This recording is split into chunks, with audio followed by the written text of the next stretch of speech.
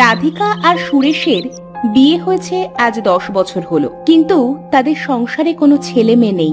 এসব ভেবে রাধিকা কাঁদছে আর বলছে, বিয়ে হয়েছে আজ 10টা বছর হয়ে গেল।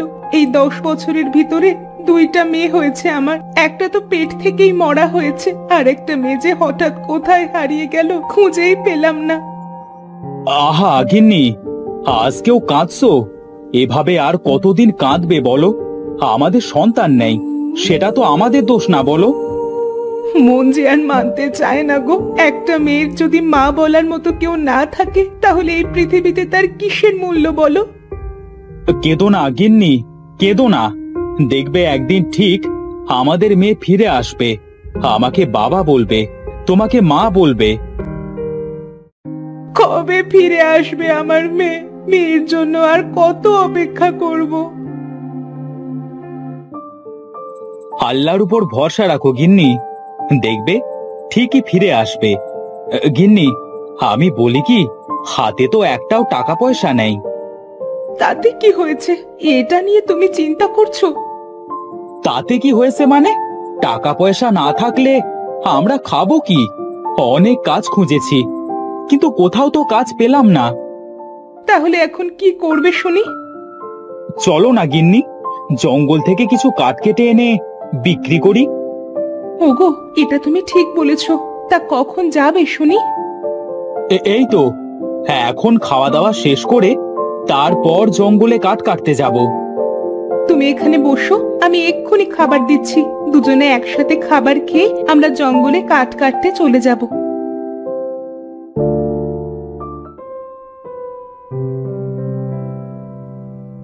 এটা বলে রাধিকা ঘর থেকে খাবার নিয়ে আসে।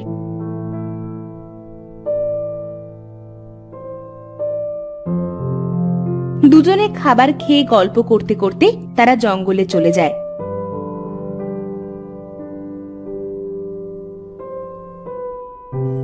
জঙ্গলে তো চলে এলাম, এখন কি কাঠ কাটবে শুনি? আজ জঙ্গলের অনেক গভীরে যাব, আজ সেগুন কাঠ কাটবো, তাহলে বেশি দামে বিক্রি করতে পারবো। যদি বাঘ আসে তখন কি করবে? তুমি চিন্তা করো না, বাঘ আসবে না। এরপর তারা দুজন জঙ্গলের আরো ভিতরে যায়।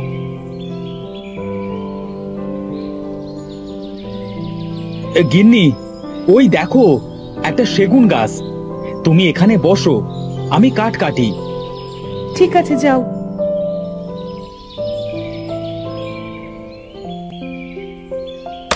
সুরেশ কাঠ কাটতে থাকে আর রাধিকা কাঠ কাটা দেখতে থাকে। হঠাৎ রাধিকার চোখ যায় অনেক বড় বড় জামরুল ফলের দিকে। আরে কি সুন্দর জামরুল ফল, কত বড় বড়, দেখতে এত সুন্দর, না জানি খেতে কত সুন্দর হবে। দুটো পেরে খেয়ে দেখি তো কেমন। রাধিকা জামরুল ফলের কাছে যায়।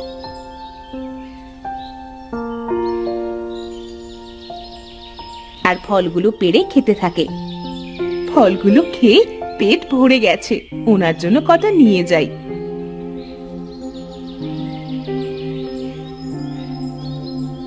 রাধিকা ফল নিয়ে ফিরে আসার সময় তার পায়ে কিছু একটা বাঁধে। উফ, পায়ে কিছু একটা বেঁধেছে, খুব লেগেছে পায়ে। কি বাঁধলো দেখি তো। আরে, এটা তো একটা পুতুল। এত সুন্দর পুতুলের জন্য মনে হচ্ছে চারিদিক আলোকিত হয়ে আছে। ওনাকে দেখাই।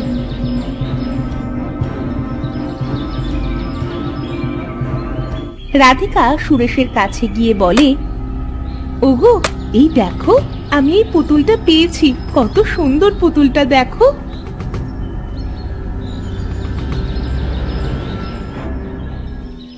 আরে, এটা তো দেখে মনে হচ্ছে মণিমুক্তা দিয়ে বানানো পুতুল। দেখো, এই পুতুলটা দেখতে আমাদের মেয়ের মতো না? আরে তাই তো, আমি তো এত সময় খেয়ালই করিনি। আমি তোমাদের মেয়ের মতো দেখতে নই বাবা, আমিই তোমাদের মেয়ে। ওগো, ওগো, দেখো দেখো, পুতুলটা কথা বলছে। তুমি আমাদের মেয়ে মানে? বুঝলাম না তো। হ্যাঁ বাবা, আমি তোমাদের সেই হারিয়ে যাওয়া মেয়ে রাইছা। শুনছো? ওগো তুমি শুনছো? এই পুতুলটা নাকি আমাদের হারিয়ে যাওয়া মেয়ে। তুই আমাদের মেয়ে? তাহলে তুই মণিমুক্তার পুতুল হলি কিভাবে মা? মণিমুক্তার পুতুল কাঁদতে কাঁদতে বলে, তোমরা শুনতে চাও বাবা আমার কষ্টের কথা? জানো বাবা, মা, আমি কখনো ভাবিনি তোমাদের সাথে আমার আবার দেখা হবে। ওগো চলো, মেয়েটাকে আগে আমরা বাড়িতে নিয়ে যাই, তারপর মেয়েটার সব কথা শুনবো।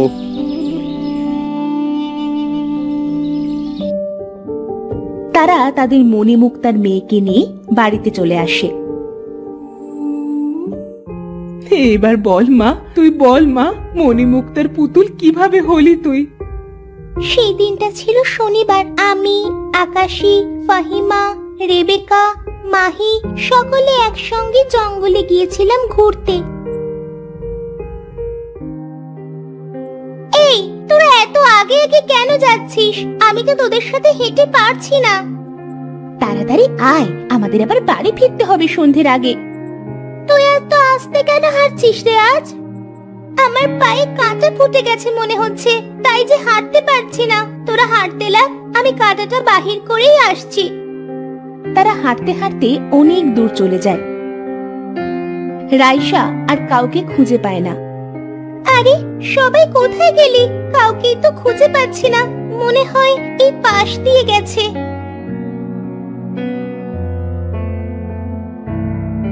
কোথায় গেল সবাই? রাইসা ফাহিমাদের খুঁজতে খুঁজতে হঠাৎ কিছু একটা সাথে ধাক্কা খায় আর মাটিতে পড়ে যায়। তোর এত বড় সাহস মেয়ে, আমার ধ্যান ভেঙে দিয়েছিস। কে আপনি? আমি তো আপনাকে ইচ্ছে করে আঘাত করিনি।